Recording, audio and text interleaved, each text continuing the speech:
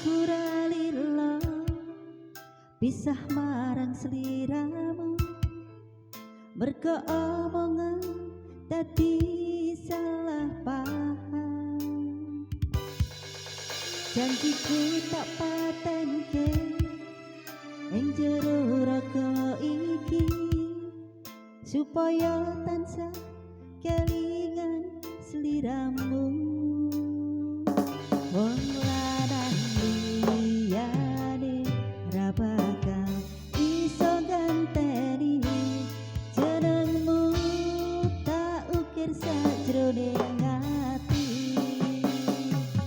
Pengen ku siji nyandeng sliramu tekan ku mati dong aku ra bakal mandeg sadurung sliramu bali. Kok duake ora popo tresnoku tekaning mati sing penting rasaku sateruse ana neng jero ati ning atimu. Nanti kok duake aku lila wis kulino bab ngampet lara pokoke kowe liyane aku wekah ra ana kata pisah percaya endinge indah. Kelangan kowe aku jelas ngamuk mlaku tanpa kowe atiku remuk tak pasrahke Gusti kabeh takdirku dong aku ora pedot ya mung tinggo sliramu. Wong lanang liyane ra bakal iso ganteni jenengmu tak ukir sajroning ati.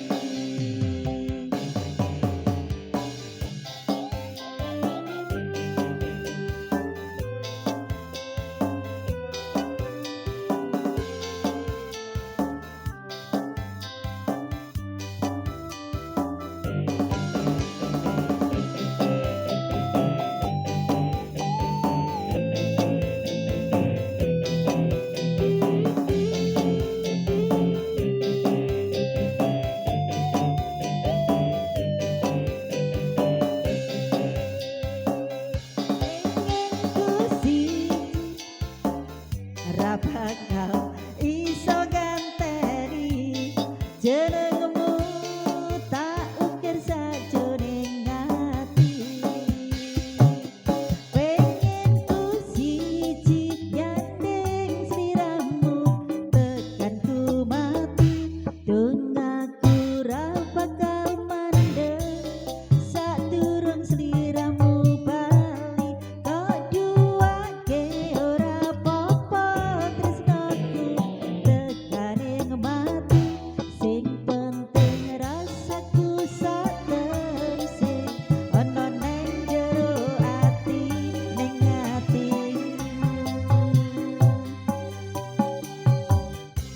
Gedene cintaku luar biasa jelas paling tulus sadunia walau kadang kowe ati kelaran apa wae tak tabrak yang menjadi penghalang tresno tekan matiku mung sampean ra ono muntire leku berjuang kudu dadi siji ora urusan sampai pada tujuan Tuhan mohon izinkan.